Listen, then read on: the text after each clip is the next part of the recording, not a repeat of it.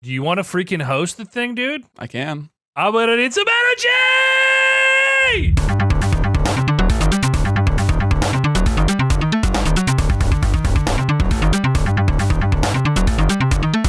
It's not gambling. It's playing a game where my cash winnings depend on the performance of professional athletes. This is the Console Crusade podcast. I will be your host this week, Nick Durheim. Joining me is EJ Olson. Hell yeah! And once again, for the first time, Chris Gillifor. I'm excited to be here, Nick. Yo. We've got a very extra special episode, which is why I am the one running the ship. We are going to be doing our first ever fantasy draft for video games in the year 2021. Yeah. Ow. I've been wanting to do this for a few years now, and it just so happened that we're recording more frequently, and it's January. We've already missed out on at least one big release. Would have been really cool to get Hitman on one of our lists, but we missed it. In our draft, the Console Crusade draft, we have eJiggle with his publisher, Cart Swap. He'll be drafting first, followed by the Kid 4R, our boy Chris, with the publisher Various Sweet.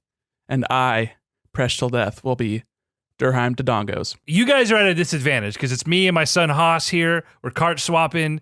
We're about to fucking wreck this draft, bro. Best I can do. So let's go ahead and click start drafting and see how that goes. Warning, once you start drafting, you can no longer add or remove players. Draft orders locked in. Cool. I believe, from what I've seen, that the way fantasycritic.games, which is what we're using, works. It'll go to a 1, 2, 3, 3, 2, 1 draft order. I'm pretty sure that's how it works. Classic snake draft. I have no idea how, you got to explain how this works to Chris and I because we don't know what the fuck is going on. So, when we start, it should actually give you a pretty good list of the games that are coming out for the year. You'll see stats like how many other drafts on the site have what's its pick order, what's its most frequently picked at kind of thing. I don't actually know all these terms because I haven't participated in fantasy sports. EJ has, so he's got a little bit of understanding in that. Chris, I don't know if you've ever done fantasy basketball or fantasy football, anything like that. I did. I've done a few years of fantasy football, a couple of years of fantasy basketball, fairly successful. So I think I get what we're doing now in that context. Okay, so basically what it boils down to with the metrics is that instead of choosing a player and going off of their stats like you would in a fantasy sports game, with the video game draft, you're guessing which game is going to have the highest OpenCritic score, which OpenCritic is like Metacritic. It is a review aggregate website. So you're trying to get games that have above, I believe, a 70. Anything above a 70 will be 1 point increments until it hits 90, at which point it gets into 2 point increments. So if you get something on the 96, that's not 26 points, that's 32 points. Pretty sure that's how it works, from what I remember. I set it up so that we're drafting 10 games each to begin with, and then after draft season is over, we will have the opportunity to bid on new games and have up to 10 more additional games on our list. Also, after our draft, we'll have 3 counter drafts or counter picks. Basically, that means I'd go through both Chris and EJ's draft list, and I say, this game's actually not going to do that great. I want to counter pick that, and then if it does worse than what EJ wants it to do, then I will get more points for that. Wow. Okay. That's a lot. Or if a game doesn't come out, if EJ is yo, Breath of the Wild 2, that's on my draft. What we can do after, if a game is delayed, we can pull it off of our list. But if it gets counterpicked, that game can no longer be pulled off your list. So if a game doesn't release, that's a 0. So that's going to be minus points for you, up to a lot of points, up to minus 70 points, I believe. So if I counterpick that would be 70 points for me. I'm pretty sure. That's a major strat. Oh man, that changes the game. That changes the game. So yes. And so are there rules regarding things like Super Mario World, which I'm assuming scored in the 90s, is coming out in February? That can't be picked, right? Because we're going to assume it's going to score similarly. No, I'm pretty sure that's eligible because it has additional content. A standard port, if say Hitman 2 was ported to Switch or something like that, that wouldn't count because there wasn't additional content added to it. But since I believe the Bowser's Fury addition to Super Mario 3D World would make it eligible, it should show up. If you can click it, it's eligible for the draft. I already went through and I went with the default settings for that. I can't see exactly where my league options are. Here we go. So my band tags are currently early access, director's cut versions, ports, released international. So if a game came out in Japan that came out in the US later, doesn't count. remasters do not count, and then yearly installments do not count. So like Madden, FIFA, F1, sports games, basically. Okay. All right. Wow. This is going to be a lot to wrap our heads around on the fucking fly here, but I'm excited. And then later, like when we're starting to add games post this initial draft, like when games are announced around E3 time, if that even happens, then we'll have the option to bid on them. I don't believe you'll be able to see anybody else's bids. So if like EJ's like trying to sneak something in for $1, I can come in and be like, I think EJ's probably bid on this for $1. I'm going to try to put $2 on this. But if we both bid the same amount, then I think it's like, I don't know how the tie situation works. Maybe whoever bid on it first probably wins. So this will be very interesting. This will be a very big learning experience, and then we can see how this works out and what we want to make changes to and do that for next year. Sounds good. So we're all waiting on EJ to make his first pick, basically. Fuck's sake, man. Come on. Okay, we're starting this thing. All right, so this is interesting. Do we want to be quick, or do we want to talk through our thought process as we do this? I want you to be quick, and then we can talk about it afterwards. You can say the game that you're drafting, because this is a theater of the mind, some radio programming that we're happening right now. So we're going to have to be able to tell the audience what we're drafting. And then later we will go through our entire 10 games per person. I like it. This is horrifying. Oh my God. This is really something. There's a lot of games. What I'm going to be doing is, unless something really easy jumps out at me, I'm just going to be going with my heart and what I want games to do well this year. So like I've got games in mind because I just really want them to be good, and I really want them to be in my hands. I too have that thought process, but to be fair, most of the games that I think are going to be good this year aren't actually going to come out this year. So, but you don't want to pick God of War Ragnarok and then have someone counter pick that and pick up a bunch of good points. Oh, I will the second it happens. Yeah, that game's not coming out this year. So if it does, it won't be good. So I'm going to just pick Ratchet and Clank Rift Apart. I think it's a safe bet. Oh yeah, that feels like a sketchy first pick, but it's safe. It's very safe. Chris is now up. Oh, it's me. Oh, I got to log back in. We having problems. Now, while Chris is browsing through a inexorable tide of video game titles, EJ, you chose Ratchet and Clank Rift Apart. You played the previous game? A little bit. Didn't capture me at the time, but I respect what it does and its fan base. Are you excited for this installment, the sequel? I'm at that phase with the new console still that like I'll play anything that comes out for it just because it's like, ooh, shiny new thing. Right. So the first year of the Switch, I bought anything that came out physically. I was buying, right, just for the experience of it. So same thing with PS5. I'm sure this year I'll buy any exclusive. And I think that's actually a pretty safe indicator that Ratchet and Clank Rift Apart is going to review pretty well, just because of it being a PS5 exclusive game that is going to be first party. I think a lot of people are pretty excited for it. That's a bit of a double-edged sword, but I think if it does cool stuff with the SSD and like loading between levels and has like some fun force feedback with the rumble and the triggers and stuff, I think a lot of people are going to score that game higher than they would have had it just been a bog standard PS4 game like the last one was. Right. And come on, Insomniac is God tier. This is only going to iterate on a game that was like upper 80s, a couple years ago. So, ooh, okay. We have a new addition to the draft. Chris has drafted Resident Evil Village recently announced, and then they had their little streaming event where they gave it a release date. I believe it's coming out in May. Resident Evil has been on a very high streak right now. Pretty safe addition there, Chris. Are you excited for 8? Have you played 7? I am excited about it. I'll riff while you pick, sir. I played 7 in a manner that sort of changed my mind about the potential for VR gaming. A friend of mine in Portland who I went to college with, Will Deep Carey, he had the PSVR set up with like PS4 Pro, 4K output, all that shit. And so he was like, I want to, for his Twitch and YouTube content, wanted to record me playing like the first 2 hours of the game in PSVR as someone who's sort of a Resident Evil Luddite. It's all of us, by the way, just, like shameless plug, check them out. They're great. He got the whole headset, headphones set up, cameras, like footage capture, everything. I've never experienced such a visceral response to a video game in my life. Like, it's one thing to be like facing a basement that has no lights on at the top of the stairs, hearing like uncomfortable human sounds coming from the basement and like push a thumbstick with your left thumb to go down the stairs. It's something else when that is all you can fucking perceive and all you can fucking hear, and you somehow still have to make your thumb move that thumbstick and go down the stairs. My entire body was screaming at me like, don't fucking do it. Do not fucking do this. You cannot fucking do this. I mean, I think it was very entertaining content that they captured at my expense. It's like 2 steps beyond, don't go open that door. It's like yelling in the movie theater, don't do it. But you're the one doing it. Exactly. And so I think they made a believer of me. I really would like to play 7 in advance of Village. And I think it's going to be, I think they're going to continue their hot streak. Counting on that as my number 1 draft pick. Good call. Good call. I have to make the obvious one. So I drafted Hollow Knight Silksong. Oh, it's hopeful. We haven't heard news about this game since 2019, really, but there was a playable like section at E3 2019 and at something that happened in Australia, because they're Australian dev, they're a small team, but they had something playable at like a Rooster Teeth event or like some sort of expo.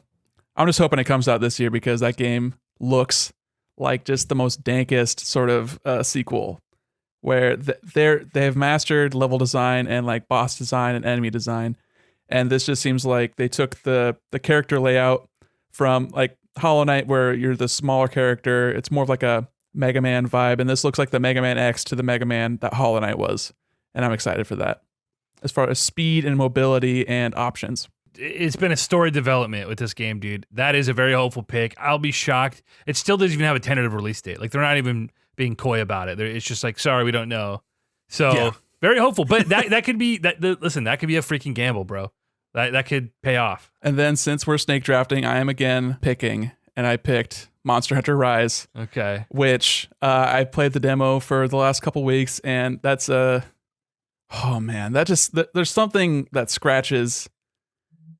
Something about that game that just scratches a deep, deep primal itch inside my body. And it feels good. It feels really good. It's more of like a return to like the handheld Monster Hunters of yore, more of like the obscure kind of too many systems of prior Monster Hunters. But this, I think, adds a lot of the quality of life improvements they made in the World installment. So it is a little bit less punishing as far as, okay, your weapon sharpness is still going down, but this time you can ride a dog and you can sharpen your sword while you're climbing up the wall of like a mountain. And that seems really nice. Chris is now up. I'm going to take a similarly bold swing. I'm taking Cuphead, the delicious last course. Ooh. We haven't heard from this game in so long. Wow. You guys are really just gunning for the gambles right off the bat. Like that could sink you. It could. Oh. Only if it doesn't come out, though. If it does come out, that's a big. I think that's going to review really, really well. Yeah, that's like mid 90s at least. Like, I mean, that first game is an absolute masterpiece. I devoured that game when it came out. I bought it for my buddy who had an Xbox One because I did not have an Xbox One and I had to play that game. Nicholas, I love you if you're listening to this. Co-op was not successful for us. I definitely carried his ass through every single level that we did. Parry, just parry. And when it came out on the Switch, I bought it again and played through it single player, which is a lot easier because they double the HP for the bosses in co-op mode. And it was such a satisfying game because it's one of those, it sits right in the sweet spot where you know exactly what you need to do. And it is entirely on you as to whether or not you execute it correctly. And that is a thrilling balance to me. So if that expansion drops, yeah, I'm counting on big points from that. I just don't trust that these games are actually coming out anytime soon. That's part of the draft, man. That's all part of the risk and reward. That's tough. And we haven't even gotten 2 games each, and we have to get 8 more. Okay. So we're going to have to be doing some like unsafe picks eventually. You gotta. I'd rather gamble with not my fucking second pick, you know? Like, know when to obviously. Screw it, right? This is really hard, especially not having to be able to prep it all. This is really hard. There's no Mario on this list, of course, because it is classified as a re-release. That seems like a total gimme, so maybe that's a little... It would have been a cheap. gimme. I think that's easily going to be like a 93. Oh, yeah. Unless Bowser's Fury just really sucks, then it might be like an 85 overall. That's points in the bank, man. 15 points in the bank. Yeah. That's still only an 85. Only a great game Yeah. that we're all getting.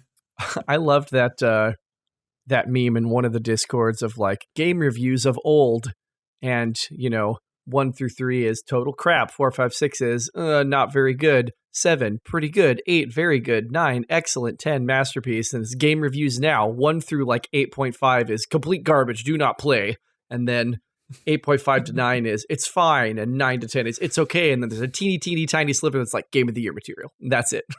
That's reviews now.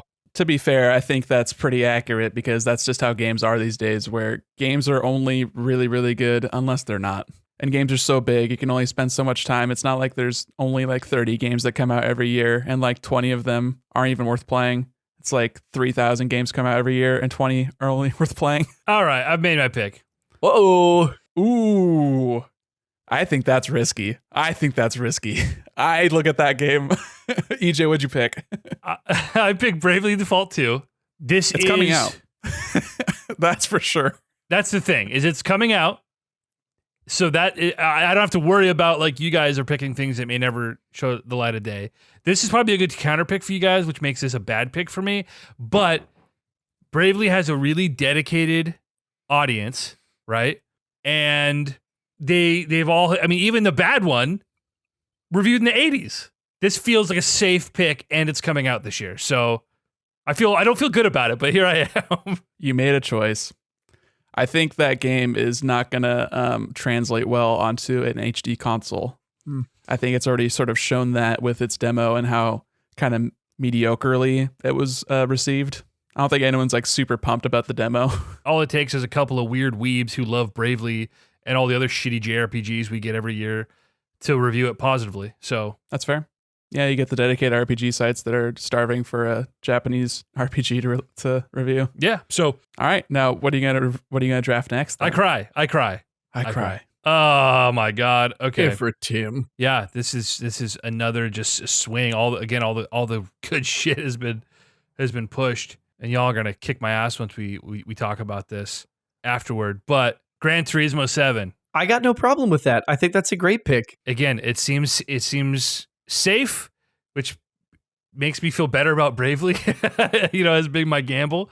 It shouldn't be delayed this year. That's a Sony exclusive. I think Gran Turismo is less safe than a Forza. I don't believe a Forza's coming out this year. But Gran Turismo, the last game they put out was like the weird live service game, the sport game. So hopefully they can kind of reach out to a more broad audience with a numbered release. Maybe get some of those people back from the PS2 games that were just like creaming their panties over Gran Turismo 3. If you like car games, you're a fucking car dork, and you like car games. So yeah, it used to not even be that way. Everyone had like a car game when they were kids. It was just like cars are cool. But now they've totally fallen from grace. It seems like it doesn't matter how much of a gamer you are, like you have to be a car person, like you said, EJ, to be like really into car games. Right. I don't know why that is. It's weird. I went with it. I think it's fair. I think that's a fairly safe pick. Like there's no way that game gets below an 80. Like that's 10 points, right? All right. Big Balls Gilly 4 is coming again. The pick. He's picking Zelda, boys. The pick is He's in. picking Zelda. He's picking Metroid Prime 4. Put down the gun. God of War Ragnarok. Done.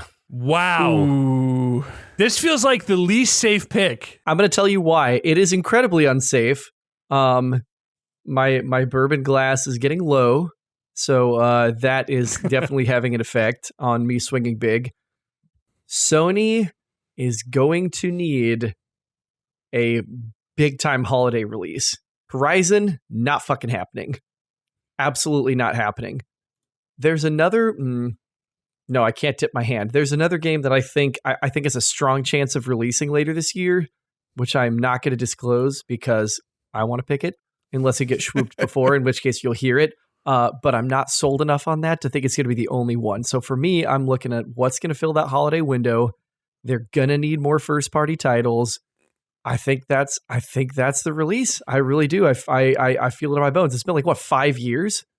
When did God of War? Yeah, was that 2016? 2018? 18. So it's been 3 years.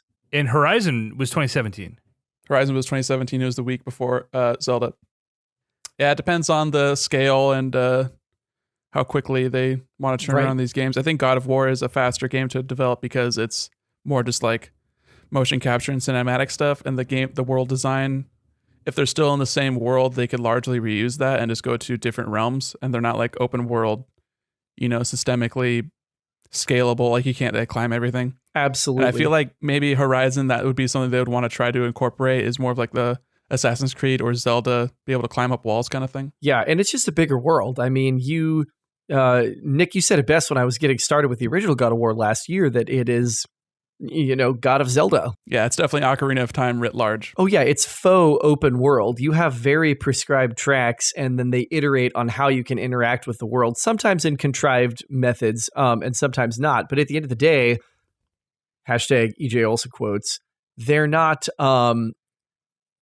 taking you to a whole bunch of different places. The realms are small, and it's the sort of Lake of the Nine that is your main area, and they just keep dropping the water level, right? So if they're going to keep you in that area, hub and spoke. Yeah, 100%. So I think that it's a safer pick than you're giving me credit for, and it absolutely will be above a 90, I think. 3 years, dude? I mean, that's just... that's crazy. It seems unheard of. Not to mention, we haven't seen anything from that game except for a little, not even a title. We don't even have a real title. That's just they said Ragnarok is coming, and they gave the Omega symbol, and that is the extent. We had some voiceover. Bro. That's the only content from the game we've seen. That's like barely more than Metroid Prime 4. Big balls, Gilly 4. Yeah, Big balls. All right. Big balls. Okay, I'm going to pick a couple indie games. Another risk. So I picked 2 games from the PlayStation event back in like July or whatever.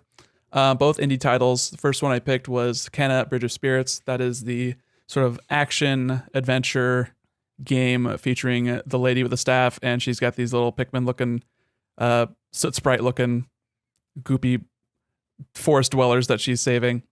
So that game looks really beautiful, and I'm very intrigued by the combat and the sort of like nature aesthetic of it. It sort of kind of reminds me of like Ori mixed with Pikmin, mixed with like an action adventure like a Zelda, whatever, staff combat though, which is cool. I think the game looks cool. I just want to pick it up. And then Solar Ash is the next installment from the Hyperlight Drifter developer. I believe it's Heart Machine. And it's like this 3D, very neon movement based. Like it looks like you're kind of parkour skating around this world. There's a lot of Mario Galaxy going on the ceiling kind of stuff. And I want to see more from that game. It's projected to come out this year. Both these games are supposed to come out this year. Kenna was supposed to come out last year, but they delayed it. So I feel like I'm a lot more, I guess, optimistic about it coming out this year. I feel like indie games are rarely middling, right? They either get trash reviews and tossed in the bin, or they get rave reviews and have their 15 minutes in the spotlight, right? Like you're going to get your Hades, you're going to get your Dead Cells, you're going to get your Hollow Knight, whatever. So those are really the ultimate risk, dude. And that you could sweep us with 3 of these picks. I think they're a lot less risky just because we know about them.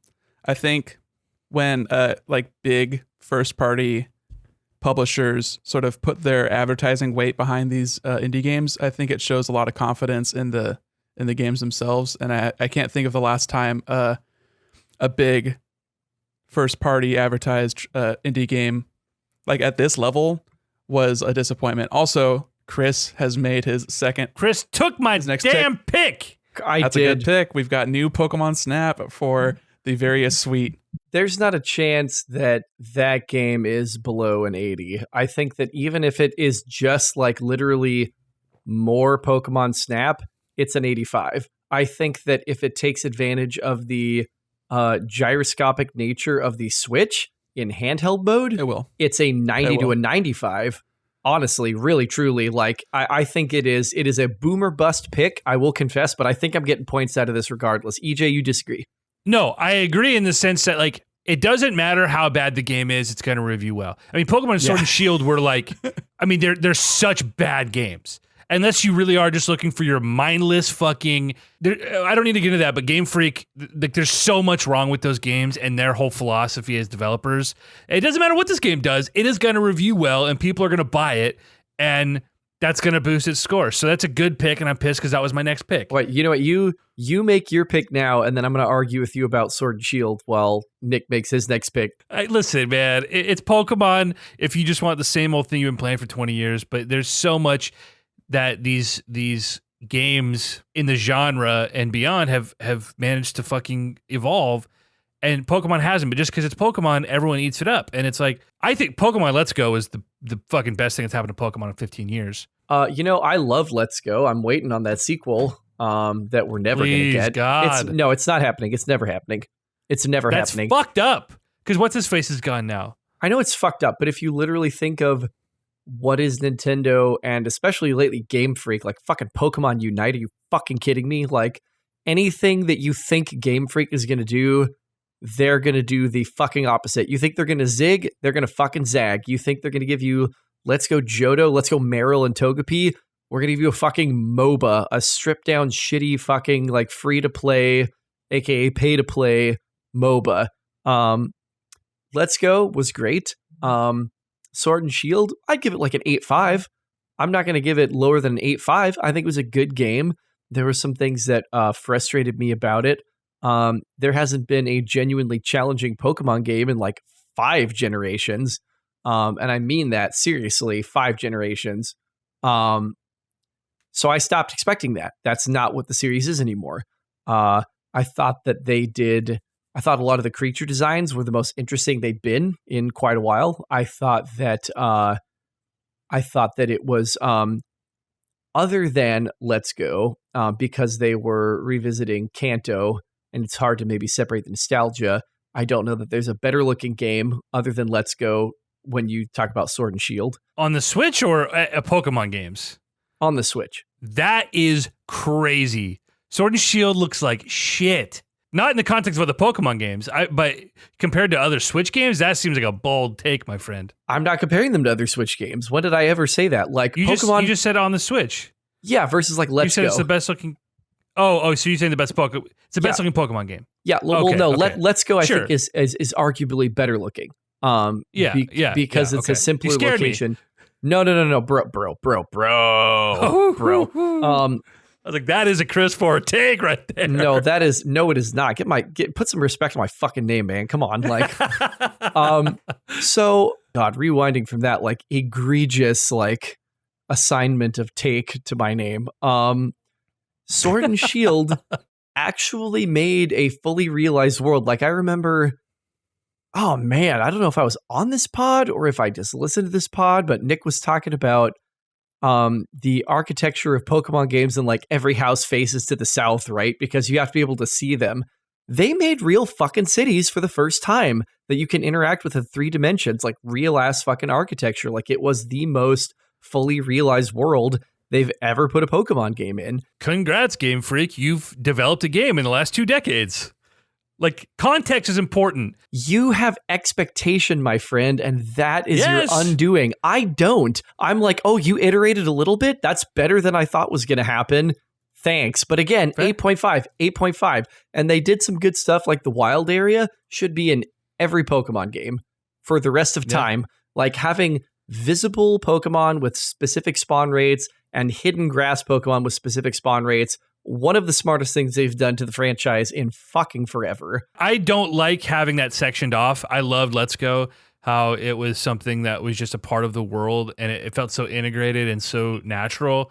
Having an area where that, I don't like that. I don't like that. It wasn't for me. But I missed the grass in Let's Go. I missed the mystery. Like I missed getting in there and going, what's going to pop out next? Like that is a core element of the Pokemon experience to me. And that's why I thought Sword and Shield took what worked from Let's Go and said, we're going to show you Pokemon. They're on the overworld. This is not in the wild area. This is just on every route. You're going to be able to see Pokemon, interact with Pokemon in that way, but you're also still going to have the element of mystery. I think that was a genius decision. And I think it should be in every Pokemon game. I don't disagree that is a cool mechanic that might make things interesting for people. I'm just saying having a dedicated area to it, like, no, it should be the entire overworld should have those mechanics. That's my only argument. Like having hidden grass Pokemon, I think it could still be cool, But we are totally tangential here. Now that Nick is back. I am back. Yeah, I'm making my last pick. It's just really hard. This is really difficult at this. You're 4 games in. We're not even halfway through. Yeah, it's going to get easier as the games become just complete, essentially guesses. We don't know if it's coming out. We don't know. I mean, it's all essentially guesses. We don't know shit about these games. For the most part. I see you did pick Deathloop, though. That was going to be one of my next picks. Here we go. I'm going with my fucking weebs again, hoping that the dorks. Yeah. I forgot about that game. Yeah, it's just that's a good pick. So I picked Deathloop and Shin Megami Tensei 5. Dude, that has such a following. It's a long running and well received series. It feels like a no brainer here. But again, everything has been disappointing, right? Everything. Talk about expectations, Chris. And then we had the Cyberpunk drama, which makes me even more skeptical that any AAA game's coming out this year. Everything's getting pushed because of Cyberpunk. And we already saw that wave ripple. But everything just feels like it's inevitably going to fucking let people down. And it's like, whatever, here we're just throwing shit at the wall and seeing what sticks. So, yeah, not to mention we haven't seen much or heard much about this game because Atlas is notoriously close-lipped when it comes to their games while they're being made and while they're maybe coming to Switch, aka Persona. They just randomly drop a Persona 4 port to fucking PC last year. Nobody knows what they're gonna do, especially them. Are we on to Chris? Yes, we should be on to Chris. Oh, we are. It do be my turn. Okay. The various suite trying to get their 5th pick, their halfway point, reaching that Wednesday hump day. Look, we all know that cool commercial with the camel. I know we're getting a little tangential here, but I kind of like it that way. I kind of like it. No, that's totally fair. I mean, that's part of the reason why I wanted to do the draft is to have our conversations during the draft. This was clutch. This was a clutch call. This is getting into it's tough. This year, tough. What a fucking year to do this for the first time on the Console It's a shit Crusade show. podcast. It's a minefield. Right. And so it's like I feel like big swings will be rewarded to a certain extent, but I also need I need some sure things. I'm going to pick a safe pick. We all know I'm picking Metroid Prime 4 eventually, but I'm going to make a safe pick. You gotta. I have to. I'm gonna counter pick just to fuck I know with you are, you fucking asshole, and I expect you to, and I respect you for it because it's a smart move, but fuck you all the same. I'm picking buddy. Lego Star Wars The Skywalker Saga. Yo, that's a super safe pick, honestly. I had my eye on that. Listen, that game's going to sell gangbusters, but there's a Lego fatigue out there. I thought about this. This could really be another real big hit or a real big miss. Well, it's one of the ones that it's in the newer engine, right? So it's like a lot of new changes to the games that haven't really been shown in like a big game recently for them, right?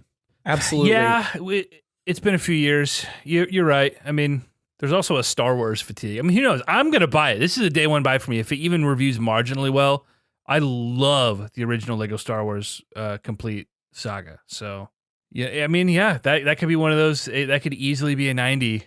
We're not going for 90s in this house, okay? That game's going to be like an 80, and that's a solid 10 points, you know? What you really don't want is like the really disastrous or mediocre like 65s. Yeah. I don't know how it took this long to get drafted. I'm drafting Horizon Forbidden West. Oh, it just can't. I think that game has a much better likelihood of coming out than God of War Ragnarok. True. And it's coming out on PS4, so I don't think it's that big of a difference. I think people are still going to be excited about it. I think it's easy 80s, easy mid 80s. Another big dick on the table. If this game's good, it's a 90. If it's not good, it's a 70. Wait, I thought they already delayed it. They delayed it into 2021 from last year. It was going to come out like launch window. But I thought they delayed it again to 2022. No. Oh, really? Halo Infinite on my draft. It's Halo's 20th birthday. They got Joseph Staten back in the house. They're cleaning up shop. They're trying to get the game back on track. I think it has a high likelihood of being a great game. I think it's still going to be divisive among fans because there's no way it isn't. But even if it is like Last of Us 2, that's still like a 90 on Metacritic, isn't it? Or on OpenCritic? So I think Halo has a high the only thing that could happen is it gets delayed again. That's the only worry. I think that's still like a 50-50 shot. Oh. Not that much. I think it's like a 75-25 that's coming out this year. But if it comes out, it's going to be great. And it has to be great. that is the like biggest dick call of the entire draft to me. I had my eye on that forever and went, there's no way this is coming out this year. I know they pushed it into 2021, but like I suspect that one of you guys is going to counterpick it. Not that there's no risk with counterpicks. If a game goes above 70 on counterpick, you lose those points. My only thing with Halo, so in my mind, well, Halo 5 was a travesty. It sold like shit. People didn't like it. And then I look at the reviews on OpenCritic. I'm like, oh, this is an 85. That was a perfectly acceptable game. Yeah. by these metrics. I mean, wow. I mean, Metacritic tells a different story. That got a 6 user score. People were not happy. Well, yeah, but you can't even trust the user scores because they get user score bombed. Yeah. People will give it a 0. That's not like an accurate representation of what people actually think. It's just people being like protest voting, you know? Oh, Yeah. definitely. Like any number of things, like The Last of Us 2, for example, getting review bombed, which was like, Yeah, and that shit's a 93 on OpenCritic, you know? Like the people who are reviewing that game, the things that they don't like about it don't have anything to do with the quality of the game. It's just the content of it, where it's like reviewing a movie. Like, it'd be an excellent movie, but you just don't like the themes, then you're just not going to like it that much, but you're still going to review it pretty highly. Right, exactly. And I think that, like, at the end of the day, I don't think it was like a counter content review bomb. I think it was like a culture thing. Yeah, exactly. It wasn't just people going, "Oh, I don't like that you did XYZ." It was like a principled, albeit a very misguided principled take. Yeah, and I think that could happen with Halo Infinite, especially if they're like, "Hey, this is a battle royale," or "Hey, we killed Master Chief," or "Hey, Cortana has triplets, like she had kids with Master Chief." Calling it now. Master Chief's going to get his fucking head caved into the golf club. That's the game. No, they're gonna make the suit masturbating you a canon. I'm sorry, what? You know what? We don't have time. Isn't it? That was from one of the books. You know that. Come on, you read the books. I didn't. I didn't actually. You know, Josh went hard on the books. I did not. Okay, my pick is in. This is my spiciest take of the whole pod. All right, let's see it. You gotta lock it in. Final Fantasy 16 is Final Fantasy 16 is coming out this year. That's it. You heard it here first. I think it's possible. I think that they are loath to do another 10 plus year development cycle that Versus 13 into 15 became. We heard from the producers, from the director of the game. It's also no Nomura. They were not going to exactly. They were not going to show anything about this game until they had actual gameplay to show, which we saw in the trailer. Albeit a very limited sample size. And I just think that I think Square Enix has learned from the mistake they made with that game and with the Final Fantasy VII remake of showing stuff too early prior to their ability to release it. I think they've got a lot of resources on it, and I think that I think we're going to see it. That's my big prediction, and it's what's going to finally get me to overpay for a PS5 on the fucking resale market, because Final Fantasy will move me to a new console. No matter what. Sure. I think betting on Square Enix learning lessons is the sketchiest bet, but I appreciate the big balls on that one. I think that's a much more of a big ball move than God of War, which actually has a 2021 attached to it. Remind me again what happens if the game I picked doesn't come out? EJ. If the game does not come out. So here's the thing. When I was making the draft rules, I made it so that if a game is delayed or does not come out in the year, you have the ability to drop it. You can drop up to one game from your initial draft. You are not allowed to drop any games that you pick up after the draft. Like if you pick up a game in December and it gets delayed out of the year, you lose all those points. Okay. But if a game is counterpicked, you no longer have the ability to drop that game. Well, fuck me then. Because I just picked Psychonauts 2 and Elden Ring. Yeah, you're a fucking idiot. I'm counterpicking both of those. Oh, buddy. Each of us only get 3 counterpicks, just so you know. Oh, he gets 2 of mine. Listen, I don't think Psychonauts is unreasonable. I think that's pretty reasonable. Maybe. It's got that Microsoft money now. Well, yeah, I mean, how much, what is there to that game? They're not creating fucking Zelda Breath of the Wild. Come on. No, but it's Double Fine, and they're notorious for taking their sweet time, even when it comes to a point-and-click adventure visual novel thing. Well, Broken Age. That might fuck me up. Elden Ring is also one of those things we've heard nothing about, but it feels very, very FromSoft to just be like, here's this thing, enjoy it. Yeah, I also have, Elden Ring was like one of my maybes for a long time, but I think it's 50-50 for this year, maybe 40-60, where they go up in summer and like Xbox has a press conference or something and they show Elden Ring and they say, this is coming out March of 2022, like they did with Sekiro. That seems just as likely, but it's like, we've been hearing about this for a while, although it got leaked. So it was like, and they kind of forced their hand, didn't it? Yeah, but it got leaked like the week of its announcement where Bandai Namco like had one of their web pages went live before they wanted it to. So I don't think that's not like some insider being like, hey, I heard about this game that's coming out. I think there might have been like some rumblings about that, but they were pretty unsubstantiated. And that was like a month beforehand. That was like not like a huge thing. I think they've been working on this game since Sekiro, like full swing. So that was what, 2018, 2019? That was 2019. So it's only been 2 years. Wait, Sekiro was 2019? Yeah. I pulled a fucking Chris, bro. I thought that was like 2016 or 17. But FromSoft has 2 teams, like 2.5 teams, because they did that weird VR game. But if you think of like Dark Souls 3 finished up development in 2016, then they did DLC for that through the next year. Then Sekiro came out 2019, and they did like some very, very small DLC stuff for it. So I could see that game has probably been in like full development for 4 or 5 years. Well, there's my risky pick. It'll probably get counterpicked. We're going to be doing a lot of risky picks on this podcast. Yeah, we hope. I mean, again, 2021's a minefield, man. And also, if it comes out and it's a goddamn 95, then someone's losing 25 points. Yeah. Remember that, Chris. Remember that. Axiom Verge 2 for Chris. Oh, yep. I'm taking Metroid Lite. I think there's a strong shot that comes out. I think the first game was very well reputed. I enjoyed the time that I spent with it. I feel strongly it is a likely release this year, and it'll probably get me somewhere from 15 to 20 points. Fair. I don't know if you've played Metroid, but I wouldn't call Axiom Verge Metroid Lite. I would call Axiom Verge Metroid Plus. Thank you. There's way too many weapons, and the design of the world is just a little bit too convoluted. I think it looks more like Metroid than it is Metroid. Well, to be fair, Metroid hasn't been Metroid in a long time. Although they did do the remake of the one Metroid game that Chris liked. I mean, Super Metroid is the most Metroidvania of them all, and even that one like isn't. There's like not that many like optional pathing. There's like maybe 2 optional items. Optional pathing is not what makes Metroid Metroid. It's backtracking and exploring within an ambient. Okay, so it's a Zelda game.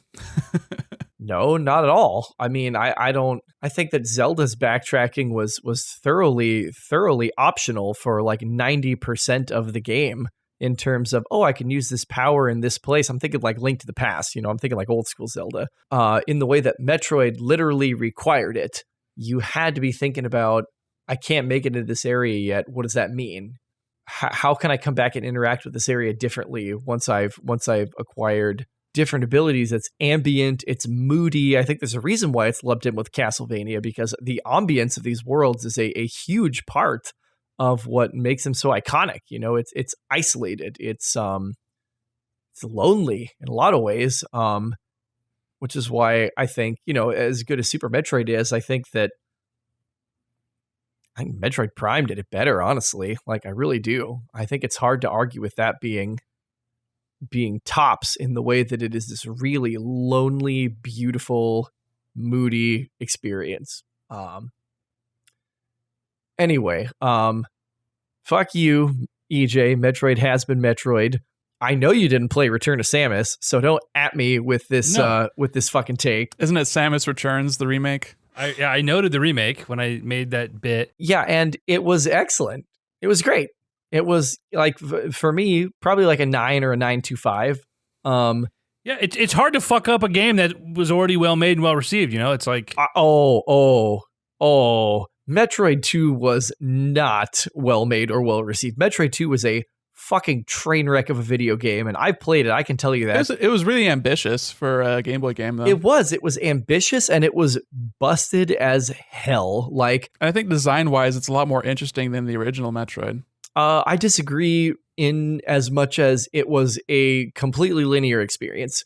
That once you have, which in that way kind of makes it like the least Metroid-y when it comes to backtracking, that you kill X number of Metroids, death liquid drops further towards planet core, and you can proceed deeper. And then you can kind of like, do a little bit of exploring, but mostly it's pretty rail tracked for you. It was definitely in need of a remake, which I thought that Mercury Steam did a really good job of with Samus Returns. They made it more interesting. They drew from the Metroid soundtrack from across a number of different games, from Prime, from Super Metroid, new not like remixes, but re-orchestrations to a certain extent. Of course, it's probably all digital, but whatever, of some great tracks. It's the first Metroid game other than Other M, which obviously had its own problems, but made Samus feel dangerous in a way that she didn't in other games, just in being able to like fucking wail on people, like the physical counterattack, like the ability to just like have physical power and physical strength, that if something gets into your space, it's not like, oh, I'm going to take a hit. It's like, no, I can do damage to you. I think a lot of that is influenced just by modern game design, where Metroid was like really cool for what it did back then, but nowadays you don't want to have a character that is that floaty and has that much knockback when you're hit by an enemy, and it just feels bad to play those games these days. Whereas now you really want to have a character that feels like you can actually dish out damage. You get that feedback from enemies, like flinching, and having that sound feedback be a lot more stronger when you're actually shooting, and when you're giving that ability to actually hit something up close, I think is a cool kind of design choice. I don't think they're going to be implementing that into future Metroid games, though, potentially. I also don't think they're going to make a standalone, like, actual 2D Metroid game. I think their best likelihood is to do a remake of either Fusion or Super. And I think both of those are risky in their own regards, because I think Fusion has had mixed reception as far as a Metroid game where it's a lot of story. I think that was sort of like the first sign of the Other M problem facilitating just having that much text. I liked it. I liked how linear it was. I never was like super sold on how wandery Super Metroid was. It felt very unguided in a less than fun way. Yes. I thought it'd be a lot better if you sort of knew what direction to go next. It didn't really drop enough guideposts in that regard. It didn't have to be, literal tell me what to do next, but it didn't guide you along the path to see the things that you'd be interacting with in the future. All that to say, Chris picked Axiom Verge 2. Which might come out this year.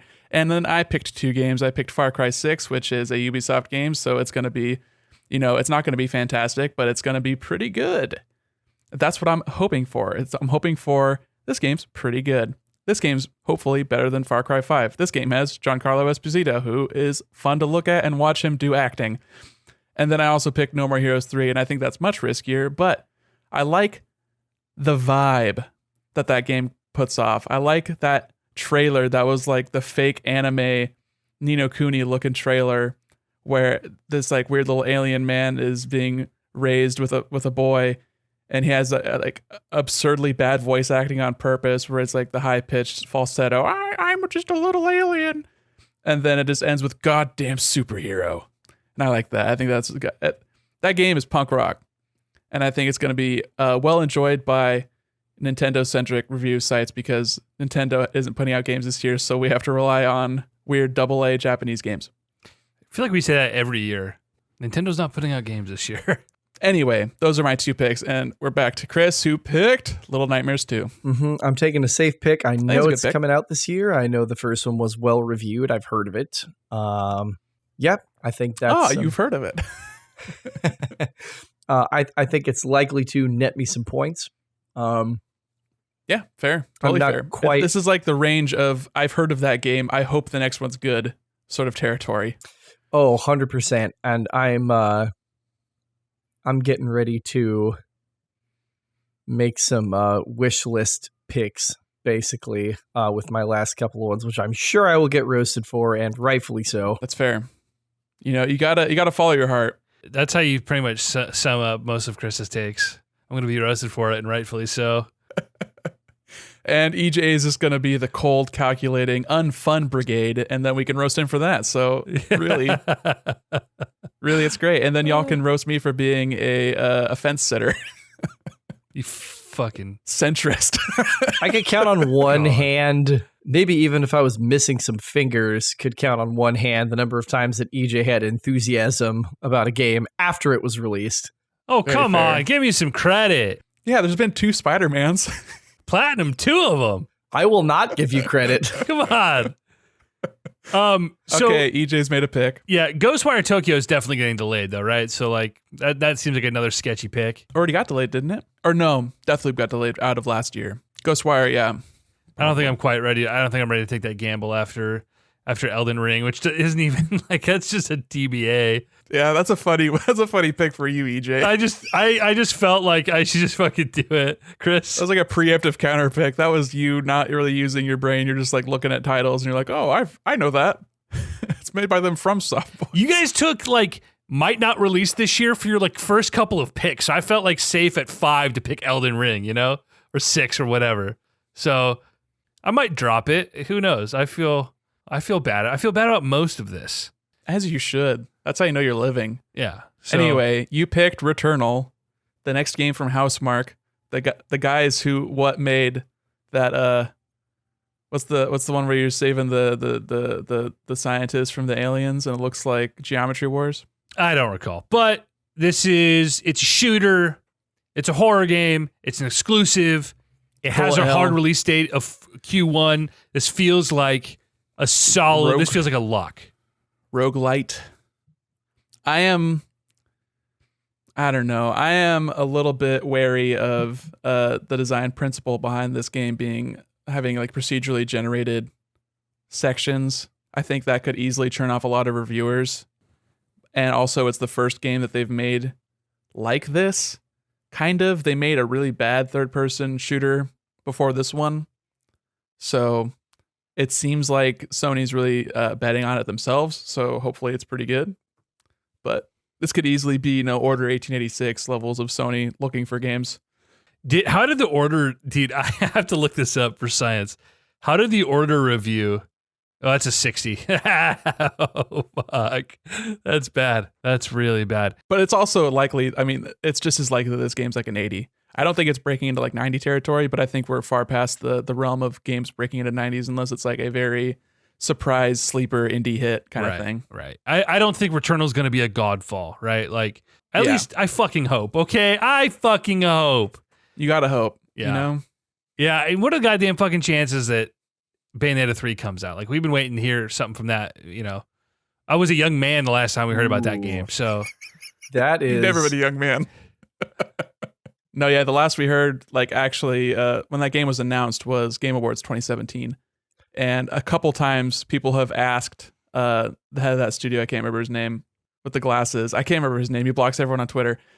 He gets asked that every like year or so, and they're like, he just says, yeah, we're still working on it. Development's going great. I think that's a sneaky pick, potentially. I think that could be one that they roll out during the E3 Kamiya area, and they're like, hey, this is coming out in July. Like, I would buy that, 100%. Yeah, I mean, they did that with Astral Chain. They announced that and released it within like 6 months. That game did not do well. I think it sold pretty well.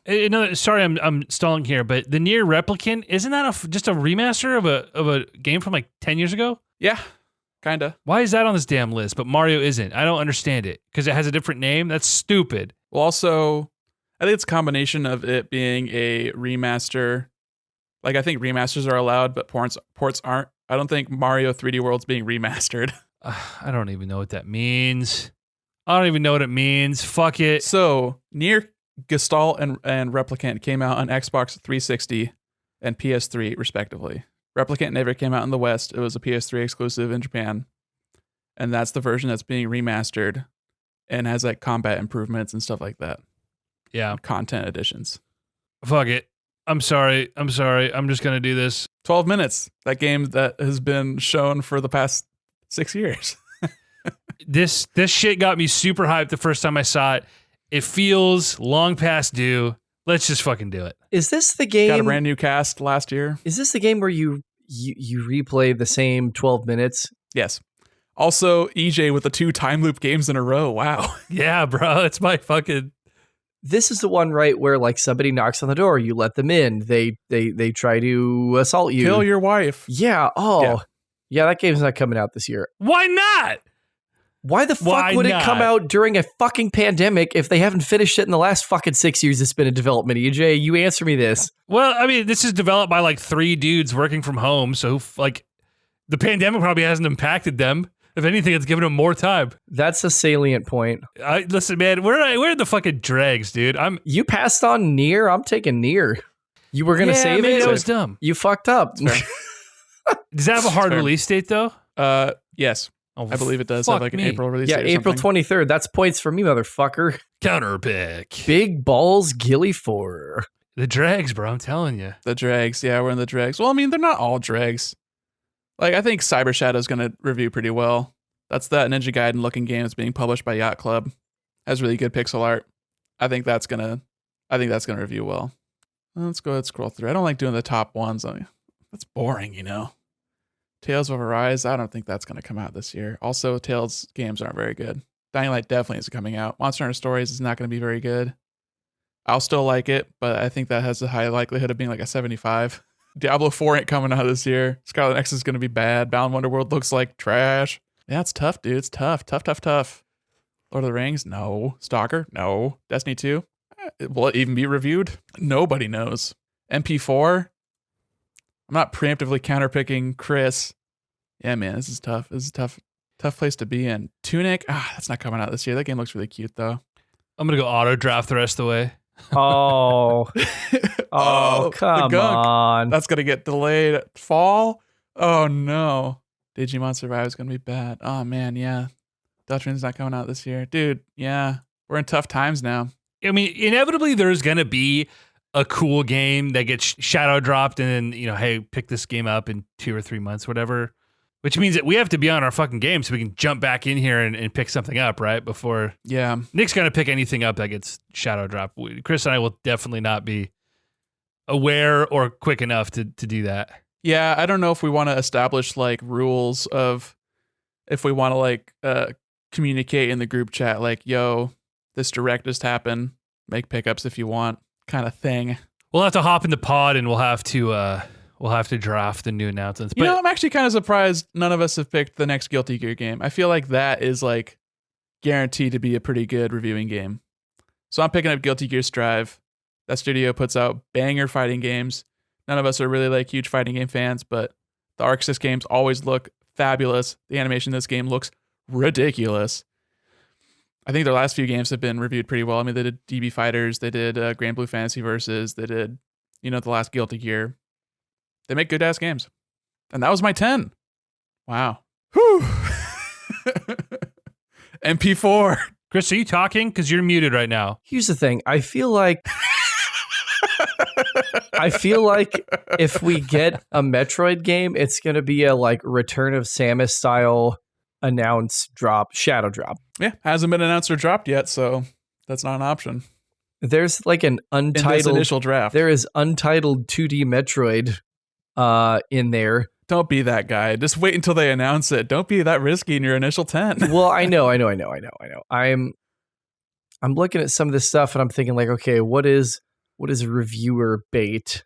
I think there's a few that review pretty well. Let me look that are not picked up yet in our initial draft. Yeah, I got to do some. I'm also more of the person who likes to.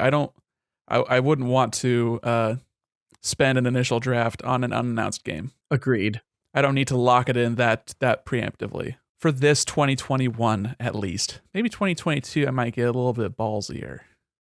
We'll see. If this becomes a yearly thing. I'm taking Hellblade 2. Senua's Saga Hellblade 2. I feel like that game, the first game was an indie darling when it released for its depiction of definitely mental illness.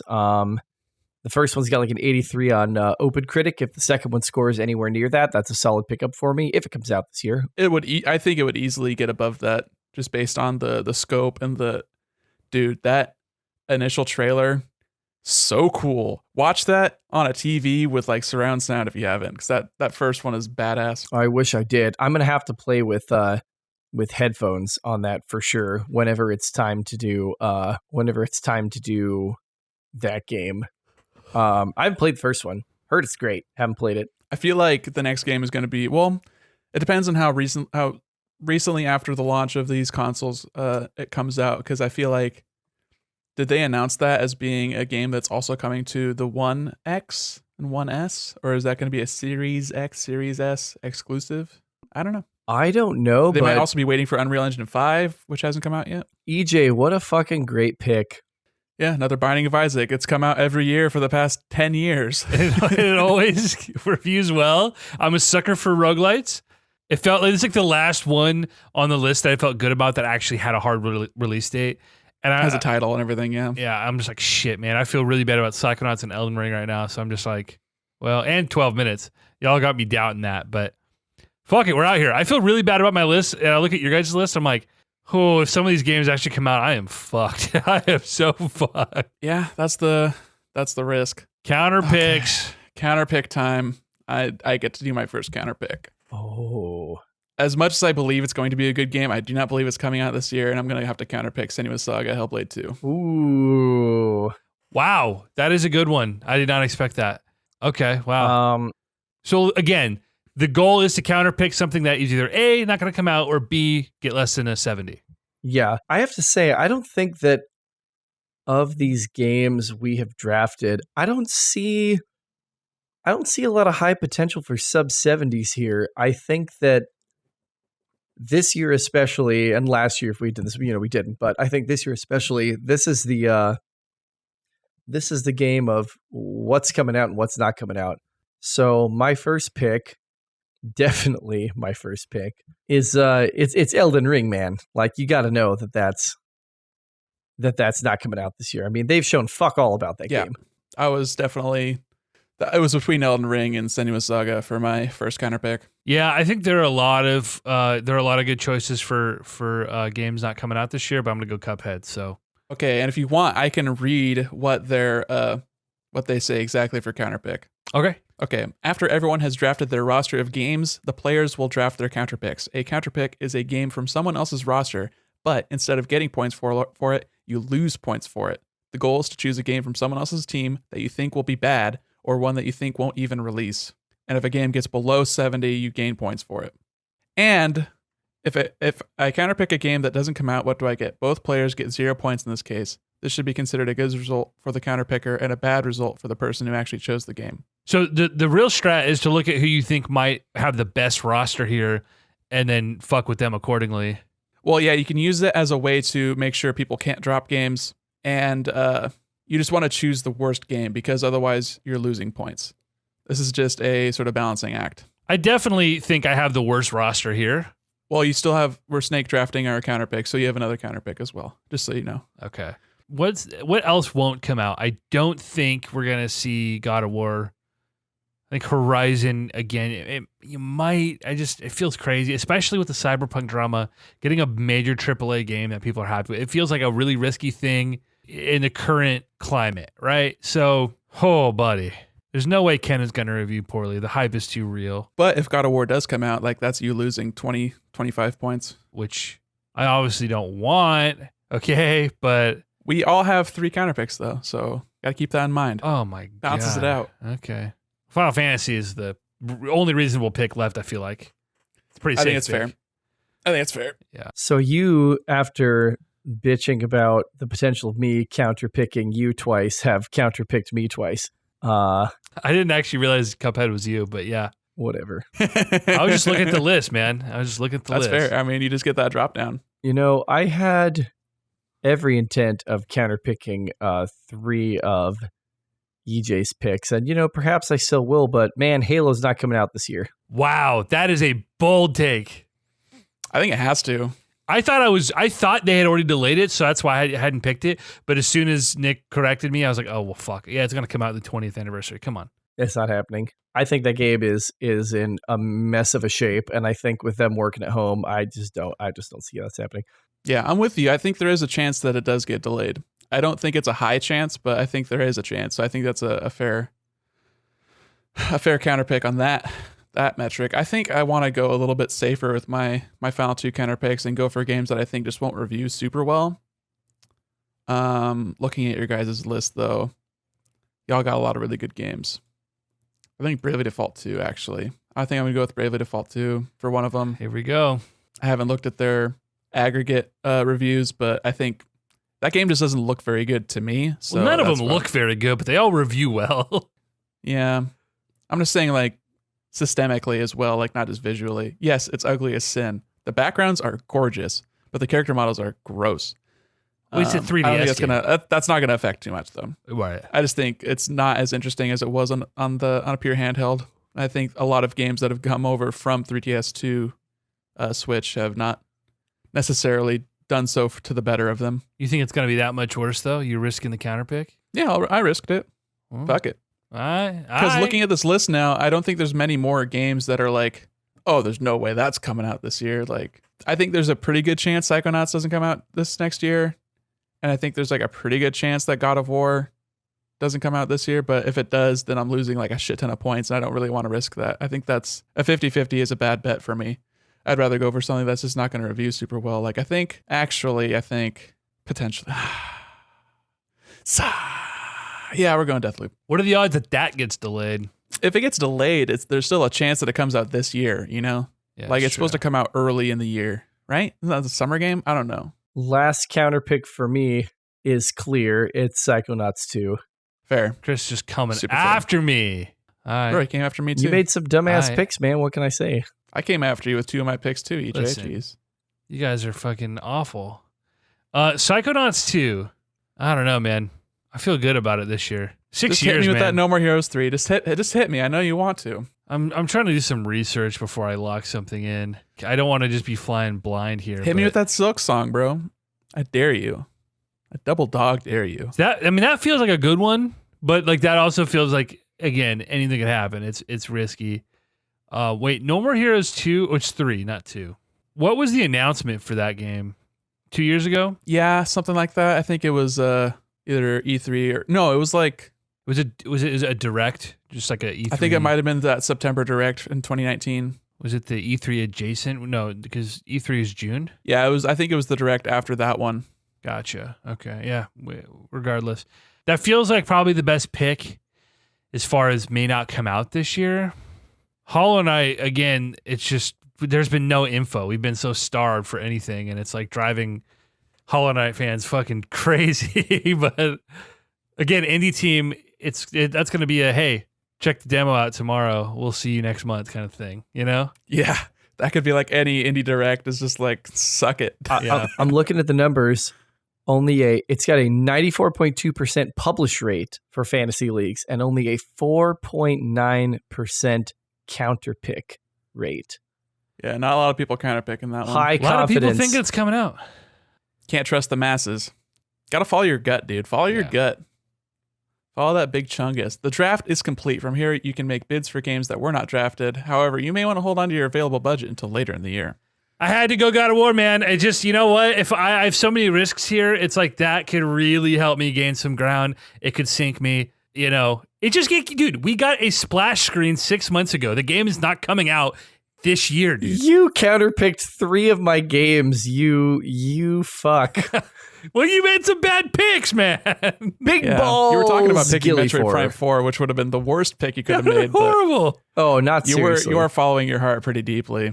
I respect it, Chris. I respect you. I respect you, bro. At least with God of War, when they announced it, they put a number indicating the year that it's supposed to come out on it. However, I do not believe Cuphead or Final Fantasy 16 have a year attached to them. A big old Same with TBA. Elden Ring. I think Psychonauts 2 has a year attached. Bro, Senua's Saga does not have a year attached. TBA. Too bad, asshole. That's what that shit mean. And Dude. I'm getting some points off of this, baby. Let's fucking go. all right. Everybody, let us review our teams. Okay. Cart swap. EJ has drafted Ratchet and Clank Rift Apart, Bravely Default 2, Gran Turismo 7, Deathloop, Shin Megami Tensei 5, Psychonauts 2, Elden Ring, Returnal, 12 Minutes, and The Binding of Isaac Repentance. I feel so bad about this list. Chris, with Various Sweet, has drafted Resident Evil Village, Cuphead, The Delicious Last Course, God of War Ragnarok, New Pokemon Snap, Lego Star Wars, The Skywalker Saga, Final Fantasy 16, Axiom Verge 2, Little Nightmares 2, Nier Replicant version 1.22447448739, and Senua's Saga Hellblade 2. Me, with Durime Dodongos, has drafted Hollow Knight, Silksong, Monster Hunter Rise, Kenna, Bridge of Spirits, Solar Ash, Horizon Forbidden West, Halo Infinite, Far Cry 6, No More Heroes 3, Cyber Shadow, and Guilty Gear Strive. That's a really good list, man. I think we've all got pretty good lists, assuming they all come out. It's tough. Well, if they all come got out, some my list is the counterpicks. worst. Easily. Yeah. But I am projected to have the first game to be released on my draft with Cyber Shadow coming out January 26th. So in 4 days. So reviews for that is going to be probably dropping pretty soon, honestly. And then Little Nightmares 2 for Chris will be after that in February 11th. And then EJ will be getting Bravely Default 2 February 26th. So we got a pretty quiet couple months ahead of us. Really, actually, March is pretty deep if we're looking at it. March and April. This will be like So I think we'll do like quarterly updates or something, and then we'll keep the pickups sort of relegated to the group chat. I think that should be pretty good. So back in next time in April, let's say, we'll go over, see how we're doing. Then in July, then in October, and then next year, January, we'll go through, see the winners, and then do the next draft. I love it. wow. Sound good? It sounds really good. This is a lot of fun and it's a lot of stress, and I can't wait to be prepared for this next year in a more meaningful This is way. going to be keeping you up at night. Oh my god. My draft. My converted mana cost. Yeah. It's really concerned, dude. Oh man. This is a lot of fun. I think this was a really good way to like look ahead and see like what games are coming out this year and what we're both excited for in the terms of what we think is going to get critical reception. And I think a lot of us, I don't know about EJ, but I definitely voted with my heart for the first like 4 or 5 picks. I'm trying to win, man. I was trying to win for those first couple picks. Yeah, that's fair. That's fair. You also picked Bravely Default 2, so I don't know if that's necessarily you wanting to win or just like... I trust the fucking weebs to like dumb shit. So, was that a bad pick? Heartless. I don't know. We'll see. We'll see in a couple weeks. Andrew Chavez is going to put 100 hours into Bravely fucking Default 2 and not going to like it, but he'll do it anyway. And, I'll ask him what he thinks. Nah, he'd be too busy playing the shadow dropped Elden Ring.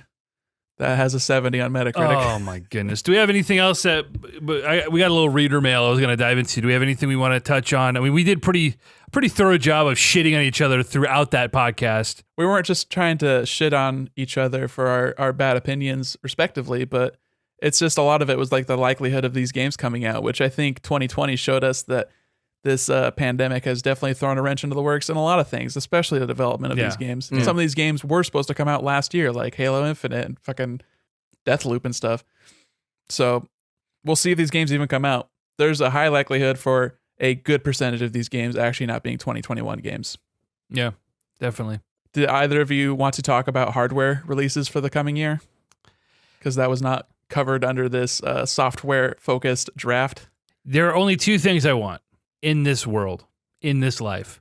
I bet you there's a third. I want a Switch 2, a proper Switch 2, and I want a DualSense 2 because fuck that controller. It has not gotten better. Can I tell you the third thing that you forgot? What did I That's supposed to forget? come out this year? That you haven't paid me yet for, but you should because I think I already paid for it, is the Analog Pocket. You should confirm that you paid for it, and I will pay you. I assume to pre-order, you pay for it when the item ships. I think I already paid. I'll just double typical. check. Yeah, I'll you let check me know. my finances. You're not going to keep you're not going to keep it, Nick? You're going to sell to EJ? I bought it with the express intent of EJ paying me for it because we made an agreement that if either one of us was getting the pre-order, that we should pre-order for the other. Oh. Sadly, I forgot to specify that, of course, I needed a dock with mine. So I'm Yeah, going to have to try and unfortunately. scalp a dock for $400, which Yeah, I I'm sorry, fucking bro. will because I'm a piece of shit. I'm sorry. Don't do that. Please don't do that. Dude, I need the dock. I need the full experience, man. I'm sorry. But I'm sorry. I should have assumed, but I didn't assume. yeah. Mhm. You ordered 2 then? Yes, I ordered a black one and I ordered a white one just because I didn't know which one I wanted, and I also didn't know which one EJ Oh. wanted, and I also didn't know that he wanted a dock, so I got one dock. God damn. I cannot wait to hear about that. This is the really swanky, like backlit, runs everything. Yeah. Oh Yeah. God. It's a 1440p screen, so it's a 10x size screen for the Game Boy. It also has attachments that you can get to play other handheld titles, such as from the Game Gear, and I believe the Wonder Swan maybe, or like a Atari Lynx or some bullshit. Man. But we only really care about the Game Boy Advance stuff. Oh, I got a semi right now. Since I got me EverDrive. I forgot about it. Honestly, it's gonna be a pleasant surprise. I got my what do they call it? You've already got your modded Game Boys and stuff. You don't really need this. I need this. I gave the Game Boy to my brother for Christmas. That's pretty sweet. Older, younger brother. He was first time I've seen him smile in 3 years. So wow. He was super jacked on it. I think I talked about it in the pod. It's like an all metal chassis, metal buttons, like mechanical switches, backlit. Did you give him like an EverDrive with it too? No, I just gave him a copy of Pokemon Red, which is like his favorite game. You didn't get the custom Game Boy Color version with all the colored sprites and stuff that you have? No, I had it and I considered, because I basically just pulled it out of my collection. I had a really minty copy of Pokemon Red, and I was like, I could give him the special fancy version. That could be fun, but he didn't have a copy anymore of his OG childhood game. So there we go. That's cool. That's a really sweet gift. Yeah. So, and also you don't expect you don't think that Nintendo's going to do a mini console. It's been a few years since they've done that. I don't have hope, and if they do it, it'll be half baked. We're not. I don't think we're getting a mini. I don't think we're getting a Switch 2 either, though. Probably not. Not a meaningful one anyway. It'd be like better battery, no bezels, or something stupid. Just based off of that interview with Doug Bowser that happened recently, I think since their sales are so strong, they have no real reason to refresh it. I think they'd be more sales driven than they would like actual meaningful hardware changes. Like they're selling so well with the current iteration, there's no real reason to like do a hard or a big refresh. Well, the reason would be to sell a bunch of units to people who already have them, A, and B, drop the price of the original one to sell to a bunch of people who are waiting for a price drop. Like, it feels like a no-brainer after 4 years of the Switch's existence to... I don't think you'd see a price drop. No. I don't think you're ever seeing a price drop with the Switch. See, that's dumb. That's Nintendo, but it's dumb. When did you see a price drop with the Wii U? And the only reason they price dropped the 3DS was because they were asking for an obscene amount of money and it didn't sell. Switch is selling hard like gangbusters, so they're not going to stop. You can get a 2DS for $70. So you can get a Switch Lite for $200. Right, the Switch Lite's a horrible value proposition. Like, fuck the Switch Lite. Nintendo is so dumb. But you're right, this is Nintendo. They're so stupid making all that money. I mean, how is the Switch Lite selling versus the OG unit? I'm curious. I don't know. We have but the numbers? For anybody who's looking for a bargain Switch, I don't think they give a shit about what they're trading in terms of having this console. Like who is sitting around almost 4 fucking years after the Switch comes out going, gee, I can't wait till the price drops. They either fucking own one already or they bought a Switch Lite because they don't give a shit about playing it on the TV. They just want to play the new Nintendo games. Like I don't see how that ever happens. And with the 3DS, like I literally pre-ordered the 3DS. Yes, you may roast me. I pre-ordered that terrible, terrible handheld in hindsight, which I still enjoyed very much. And I got the Ambassador Program games, the We're Sorry We Fucked Up and Dropped the Price So Soon games. I still have them. Keeping like re-download on every new 3DS iteration that I have. The 3DS, this is not. They have no reason to drop the price. They will never drop the price. It will remain the like mid value entry, and the Switch Pro, if and when it ever happens, will be $400. Oh, it's $400. It won't be a meaningful enough upgrade to warrant existing. I mean, it needs to be like they really need to knock it out of the park with an iteration. It can't be a new 3DS kind of thing. But no, you're right. This is Nintendo. Nintendo doesn't do anything smart. They sold 14 Wii U's and they refused to drop the price. So like, you're right. They won't do the smart thing. But Chris, you and I are both idiots and spend our money recklessly, despite probably not being able to really justify spending that money, in the sense that like a lot of people in the world, as much as they might want to play video games, they just, they're buying a PS4 in 2021 because it's finally cheap enough for them, because they had to be smarter with their money than maybe we are sometimes. I do not own either of the current gen consoles, let alone both of them. So I don't know if you want to put like me and you in the same category, because like my ass is not running out and paying $800 for a Scout PS5. Not that you did. You've been talking about it for 2 podcasts now, so, I lumped you in here. I want to come back to that. I had forgotten I wanted to come back to that. The starter on my car went out. And so so like my whole like stew me for PS5 thing, it's dead. It's over. It's gone. Great fucking timing on that, dude. I'm not casting too much judgment here. I'm just saying there are a lot of people in the world who waited for the PS5 to come out before they finally got a 7-year-old console, 8-year-old console, or whatever. Yeah. Right? So it's like those people exist. People out there who might want to Switch who think $300 is a lot of money for a Game Boy. Oh, I see what you're saying. EJ, I don't know about that point because I feel like both the PS4 and Xbox console sales have dropped precipitously since even the announcement of the next units. So I think Nintendo just wants to quell any rumors and say this thing ain't happening until we're ready to put the thing on store shelves because they know that people will stop buying Switches if they know there's going to be a better Switch coming out soon. Also, just to give you a little bit of reference numbers, I know you asked a little bit, but Switch Lite has sold 10 million units as of September 2020 out of the 68 million units of Switch total. Is that statistically significant? It's a lot. For the cheaper version, it also depends like what the software attach rate is with those units. If Nintendo's seeing a lot of people buying a lot of games on those consoles, if it's a secondary Switch sort of thing, or if it's this person wouldn't have bought a $300 Switch and is now buying a $200 Switch. It's dependent on how much money they're making per unit, hardware likewise. So I think there's a lot of that goes into the decision making for these kind of console manufacturers that doesn't necessarily affect us that much. I think it would make sense for Nintendo to keep doing very soft iterations of the $300 Switch, like we saw when the Switch Lite came out. So that was like 2 years ago, where they put out the Switch that had the better battery. It was the same price. They didn't make a big stink about it. If you're just buying a Switch, that's the Switch you're getting. I think they'll keep doing that, where it's not meaningful upgrades. You're not getting a higher number associated with your RAM. You're not getting a faster clock speed necessarily. You're just getting better battery life. And it's maybe they're fixing the Joy-Cons and they're getting better, analog sticks eventually. I do think that they have the possibility of putting out a better Pro Controller that has like a headphone jack on it. That'd be super sweet. I would love that. And then I don't think they're ever going to do Bluetooth audio, but if they could do a solution like that, I think that would be a meaningful one for me. But if they're going to do a more powerful Switch, it's going to be a $400 or $500 console, and it's going to be for super users. But I also don't think that Nintendo really plays to that market very much because they're not trying to win the favor of third parties. They're going to try to make third parties play by their own rules.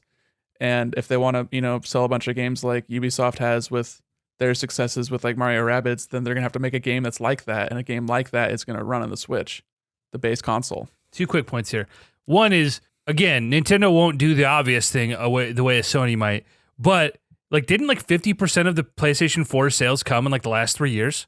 Like they just kept selling. So the saying, oh, Nintendo's doing so well right now, so they're just going to rest on their laurels. Two things. One, why not split your market more and make a bunch of dorks buy more of your shit and make things more accessible for younger people and people, really late adopters, which exist.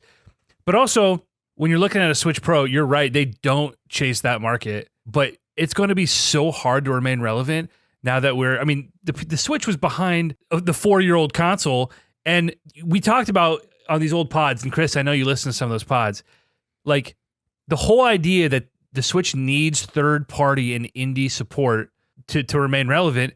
I think that's a large factor in why the Switch has done so well. I mean, there's a lot of cool things about the Switch, and Nintendo has made some really good games for it, but would it be doing as well if it didn't have support? Like the Wii U had 0 outside support. Would it be doing as well? I don't just mean for big AAA, like crappy ports like The Witcher or whatever, but like there have been a ton of great double and AAA sort of experiences from outside developers who would not have given a shit if the Switch sold 7 million units in 3 years. They wouldn't care, and the Switch would be dead. So if they can't remain competitive as more ports start coming out and as developers look forward to a completely different architecture with way more power, and in 2 years when we get the PS5 Pro, and you're rocking an old handheld, Nintendo needs to upgrade to remain relevant if they want to continue this success, and I stand by that. Well, it's not going to happen this year. I mean, you just literally put out a 2-year timeline. And I'm like, will we have a new Nintendo Switch iteration within 2 years? Absolutely. Will it be this year? No. We said that 2 years ago. You said that 2 years ago. And to your broader point, which is, why doesn't Nintendo try to, God, I don't know, I think you said something along the lines of like continue to compete. They don't have to. They've never had to. Not only because of the fact that like the experience that they create are not reliant on power output, and they've literally never been reliant on power output, and the fact that they are a multimedia empire. Like, they're not like, how much money do you think Sony and Microsoft are making on toy sales? Like, fucking peanuts compared to what Nintendo's making. Like, how much money do you think they made on that Lego deal they just put out? Like, let's compare that to the money that the like Roblox or whatever fucking Halo sets came out that are maybe still making Microsoft a couple of dollars. They just opened a fucking theme park. Like, they make money hand over fist regardless of how strong their console is. They don't have to keep up because they're playing a different game, and they always have. And I loved that story that just sort of like resurfaced or came up recently where like Microsoft had approached Nintendo about buying them, and this was, if I recall correctly, during a period of time in which they were not being particularly successful with their hardware and software sales, and they still laughed Microsoft out of the room because they know they don't need that. They're never going to need that. It isn't that the Nintendo's going to go under. My argument, I mean, Nintendo has had more failures than they've had successes, and yeah, they've remained a factor and they've made good games, but I'm saying to remain relevant, and like the Switch is never going to be a failure in the sense that, I mean, it's already an overwhelming success, but if people quit supporting it and it falls by the wayside and Nintendo doesn't try to remain competitive going into the next gen over the next 2 years, yeah, like, Nintendo's not going anywhere. But as far as like the relevancy and the support for a console that has been doing so well, like that could easily fall apart. And then the next Nintendo console will crash and burn. Like, they have shown a pattern. Like I said, they've had more failures than successes when it comes to their consoles. It's been on a steady decline since the Super Nintendo, and then the Wii was like a really weird one-off. I think it depends on what you factor into being a success or a failure, and I think that differs between what Nintendo calls a success or a failure. I think with the Wii U might be their only console failure in their own eyes. PlayStation sold 200 million units. The GameCube sold like 20. Yeah, and I think that's still a success depending on how much they're selling the console for and how much they're making on their first-party output. Nintendo is never going to have to worry about, like, they separated themselves from the console war, arguably at the GameCube, but certainly after the GameCube, with the Wii, which no matter how much you want to bitch about the relative level of quality of the games on the Wii or lack thereof, was a massive fucking success by every metric. Sure. Undebatably so. They're playing a different game. Like, they do not have to compete. They have a stable of IPs that Sony would cream themselves to have something comparable. Like, you remember when they tried to do like Sony All-Stars Battler? That game fucking tanked because they have no recognizable characters. They have no recognizable faces. Yeah, it's just that Nintendo's playing a different game. Like, this talk of competing, I mean, that's like Sony Microsoft console war stuff that like died a decade ago. Like, I don't hear argument. I agree that the Nintendo needs to maintain those relationships with third parties. I think that's helpful for maintaining an audience and for expanding their audience. But they're trying to make Nintendo fans, not like video game fans. And they do that by trying to get kids and then, imprinting them with their IP so that you become a Mario fan, you need to buy Mario games for the next 20 years and you introduce your kids to it and they expand that way. That's the way Disney's become so popular and has become a global empire in the past 30 years. But I think Nintendo and Sony and Microsoft are all kind of doing different things. I think Sony and Microsoft are much more closer, but even then, Microsoft's trying to, get people onto services, and Sony's trying to just do the same thing they've done, and it's been wildly successful for them too. Probably at different metrics. I believe both of the other console manufacturers are selling their hardware at a loss, trying to make it up in software sales. And I don't know. I think if Switch starts selling softer, Nintendo is much more likely to do a revision and try and get more units out there. But I don't know necessarily if 2019 or 2021 is the year that they do that. I'm looking at 2019 financial data if that doesn't come through.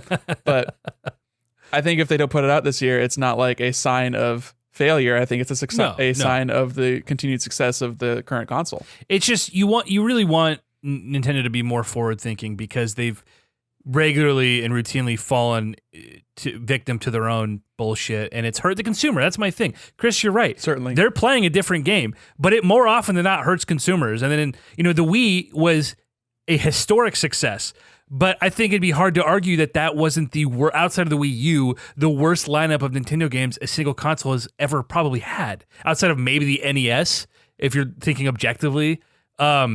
But I mean, the Wii, that hurt the consumer, man. Like Aunt fucking Jill got one for the retirement home, but like Nintendo fans largely hurt for it. And that carried into the Wii U because they weren't able to be forward thinking. They rested on the laurels. So that's my only point, is that I hope and wish that with some new people, new blood in over at Nintendo, that maybe some things could change. And that means better games for us. It means more longevity for Nintendo. And it doesn't mean that going into our 30s, we're going to get the Switch 2, 3 years too late, and it's going to fucking tank, and we won't get a single goddamn good game on it outside of a couple of remakes like the Wii U was. So, and again, I'm being hyperbolic. There were some okay games on the Wii U. Whatever. But you know what I'm saying. I do and I don't at the same time. Like, to speak of the Wii in the terms that you spoke, like, I don't know, like, I feel like you're still asking Nintendo to be something it's not. Like, they have always been about the ways of interacting with these games. And so the Wii and the famous, infamous, whatever you want to call it, Wiimote, that was the console. It was, how can we interact with gaming in a different way? And it led to a lot of, like, pretty cotton candy titles that were not super great. It had some very good titles on it. They were a little scarcer. Yeah. And even on the Wii U, I mean, the Wii U walked and died so that the Switch could soar. Like, I loved the time I spent on that console. I think it has a ton of great fucking games, which literally almost all of which mercifully have been brought to the Switch, so that people with this new console can experience it. But yeah, I don't know. I hesitate to speak in the way that you do about it and call it a failure or damaging to the consumer. I mean, like, what does that mean? What does that mean even? I paid $400 for the Wii U to play exactly 2 good games and sit here pissing ourselves over how Nintendo completely fucked themselves by resting on their laurels for I don't know how many years. Like that was just, I mean, people were literally talking about Nintendo's going to go under. They're going to go the way of Sega. And of course they wouldn't. That's dumb to think. Well, yeah, any YouTuber could make a thumbnail that says Nintendo doomed and get 1 million views, but that doesn't necessarily mean that Nintendo is realistically going to go under. No, but that was the perception of Nintendo. And there were some fine games, but like Captain Toad wasn't a reason to spend $400 on a Wii U. That's ridiculous. It still is the reason. It still is a perception that they have, because look at you and you're just always bitching and complaining about them, but the numbers don't lie. The Switch is a meteoric success. The Wii was a meteoric success. It's also easy to look at the hardware, or look at the software, and say these games aren't meaningful to me. And I think the Wii suffered the most from that, where the first party output for the Wii was pretty dismal. The DS was a lot better. The Wii U was even a lot better, but now the Switch has all the Wii U games. So the Switch now by default has like the best first party software output in a long, long time since probably the SNES. It's great. I just hope that they can carry that momentum, and historically they haven't. That's why I worry, and that's why I'm not worried about their hardware pretty much like at all right now, because the Switch is great and they keep making great games for it. So it's mostly just like the only reason I would want them to improve the hardware, besides me just wanting to have my games look prettier, but like that's not a good enough reason for Nintendo to do that, is I want them to maintain strong relationships with third parties, and for them to, keep making changes to their hardware to foster those good relationships, because I think a lot of third-party titles made with Nintendo are really great. I really like Mario and Rabbids. I really like what Ubisoft has just done with Nintendo, and I think that injects a lot of creativity into IPs that maybe aren't necessarily wanting to get the focus from Nintendo. They did that in the past with like Sega making an F-Zero game or Platinum making a Star Fox game, which, whether or not that was actually good, I still like the idea of them working with third parties to make their own games. I think this take too of Nintendo hasn't had any like sustained generation over generation success with their consoles is an extremely short-sighted take. Like, I mean, I don't think they had a bad console I mean, if you want to call it bad, until the GameCube. They were on a downward trajectory from the NES until the Wii. Absolutely fucking incorrect. Absolutely fucking incorrect. The Super Nintendo is literally the greatest console generation of all fucking time. He's talking purely from sales numbers. Yeah. Just so you know. Yeah, the games And are great. it's true. They all sold less than their predecessor. Sony has just had banger after banger. Even the PS3, which was a failure, like caught up to the best selling console of that generation. Like they've just destroyed time after time. Yeah, and I think a lot of that is like the worldwide focus where Nintendo was previously very much focused on Japan. Right. I don't have a stake in how well things sell outside of like how that impacts the market at large and what that means for the games I get and the games I want. Right. They're intrinsically linked. So that's my only rooting interest is like, I want the things I want. And if Nintendo can, if they fuck something up, I don't get what I want. Yeah. And I think it's worth mentioning and worth noting how the market responds to certain consoles. Like I never thought the Wii U was a very, like it wasn't a sexy console. It doesn't sell itself and the software wasn't there for it for too long. And I think that definitely hurt it. And I think them going with the Blue Ocean strategy was cool for the Wii, but it didn't lead to much as far as like interesting uses of their IP. Skyward Sword, like sure they added the Wii Motion Plus, but I don't think that was enough of a change to make Zelda interesting, which is why Breath of the Wild was like a much needed shot in the arm. And I would even say the same with like Mario Galaxy. Galaxy 1 and 2 are like well loved and are really cool, but they're not like an interesting addition to the Mario canon, if that makes sense. Sure. And those are like their two biggest IP. That's like literally the two biggest Nintendo games that aren't Pokemon. And even then, they only own like a third of Pokemon, so I don't want to go down that rabbit hole. Yeah, either. I mean, Yeah. and I this is, both an argument for and against at the same time that one of the best reviewed and I think strongest uses of the motion control on the Wii was Metroid Prime 3. What, the worst Metroid Prime game? Yeah, but if the first one's a 10 and the second one's a 9.5, like I don't think that's necessarily like the mud swing that you think it is. No, I'm just saying like yes, it was a better system for first-person shooting than whatever they went with on the GameCube. Yeah, agreed. It was definitely a choice. Yeah, no, I mean it was a good game. It was a good game. It was like I thought you were going to say Wii Sports because I think that is the best use of the motion controls, but it also showed the limiting factor of it being like, this is cool for mini games, but it's not good for a 30-hour, single player game, which is like the standard. Right. That's what people want. People will say, multiplayer shooters, they sell the best. Multiplayer games sell the best. They have the longest tails. But when it gets down to it, the core gaming audience, the people that are buying 120 million PS4s are the ones that want a 30-hour single player, third person behind the back video game. Right. And, different measuring sticks, right? Like that was never going to be their thing. We should have this conversation at another time about the relative merits of the Metroid Prime trilogy. We can hold on to that for a Metroid Prime trilogy HD. Oh, that's never remaster. That's on never going to Switch. happen. So we'll be holding on to that for a month of Sundays. It's not going to. Oh, fucking can happen. I draft that? Can I be a pickup? It's coming out this year, bro. You could have. I believe it. Also, it's not. So please stop doing this to me. Yeah. But anyway, Let's, on the Wii, playing it on the Wii with the motion controls and revisiting Prime 2, it's a worthy fucking successor. It's does not deserve the hate it gets, but that's a conversation for another day. I'm another M fan, to be honest. So this whole Prime talk is. Hey man, the 2D section and other M are pretty cool. It's a good game. It's just that Team Ninja dropped the ball in every other way. If no one spoke, it would probably be a 9. And that was I can't remember the guys, the two bastions of the Metroid series. That was the bad Metroid guy, right? That did other M. Yeah, Yes. I believe that's right. Is that Sakaguchi?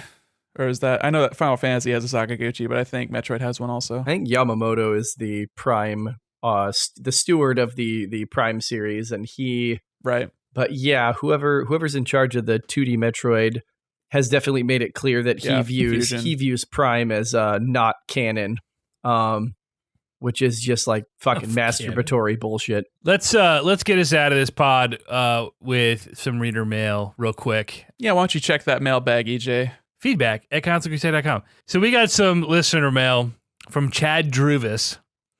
Hey guys, long time, first time. I love the pod and your enthusiasm for all things video games. But for the love of Phil Spencer's taint, EJ, it's Game Pass, not Games Pass. Hermione.gif. Please leave your Series X at the door. Major Nelson is being deployed for pickup. This is not a joke or a drill. This is real. X-bots everywhere are locked onto your position. Sincerely, a Sony pony with a guilty spark on the inside. I love it. I'm going to continue to say Games Pass because it makes more sense to me in my head. It's games, bitch. I be buying games. It does irk me slightly, but I'm trying to keep my urges in check to be correcting people on pronunciations and on mispronunciations. Wait, it irks you that I say Games Pass? Yeah. Oh no! I'm gonna continue to say just Games like it would Pass. irk me if you said Mario. It's like That's don't say so it like different. Is it? Because it Mario, is sounds it? really wrong hearing you say Games Pass out loud. I don't think it's that different. Maybe Games Pass. It's like people saying Fred Myers. I don't know. It's like it doesn't matter at all, but it's just like that's not the word. But I just don't want to. I don't want to be that guy. Fred Myers is it's Trader's Joe. Trader's Joe. the implication of we're going to Fred Myers building or Fred Myers store. The implied ownership. Fred Myers is We're going to perfectly Walmart's. acceptable. We're going to Walmart's store. We're going Walmart. to Target's. Fred Myers is a man, and he owns the store. Walmart. There was no Fred man Myers named isn't Wall. a person. It's just the name. Anyway, thank you, Chad, for your amazing letter. Thank you for your feedback at consolecrusade.com. Chad Druvas, you are not welcome here, sir. It's Games Pass. I welcome him with open arms. Oh my goodness. With arms wide we're open. split down the middle. If anybody else out in the ether wants to check out our draft and keep up on it in case we go too long without going out and telling our points and telling how we're doing, I believe you can just go to fantasycritic.games and search for Console Crusade podcast, and I believe that would show up for you. We'll put it on the socials. Leaf. We'll pop it in the description below. Yeah, How about that? If you're listening, we're counting on you to keep us honest and keep us in check with this draft because it's going to get contentious as soon like that first game's going to drop and we're going to hear all about it, how they're in the lead. Only one game has dropped. So yeah, that's going to be fun. Inevitably when Returnal gets delayed, I will drive my car through a window. Yeah, and as for you guys, if you log in and check the league, you can always under player actions, you can make a bid, you can check your bids, you can drop a game. I believe I made it so that you can only drop one game, and you can only drop it if nobody else has counterpicked it, and you cannot drop a game after it's been reviewed. Right. Console Crusade. Console Crusade. Ka-chow. I have been your host, and I will be the one to ka-chow us out. Ka-chow. Oh, dude. I was just reverse psychology to get you to ka-chow again, bitch. It worked. It worked. Was that even reverse psychology? I think that was a standard psychology. I just manipulated you outright. I got manipulated.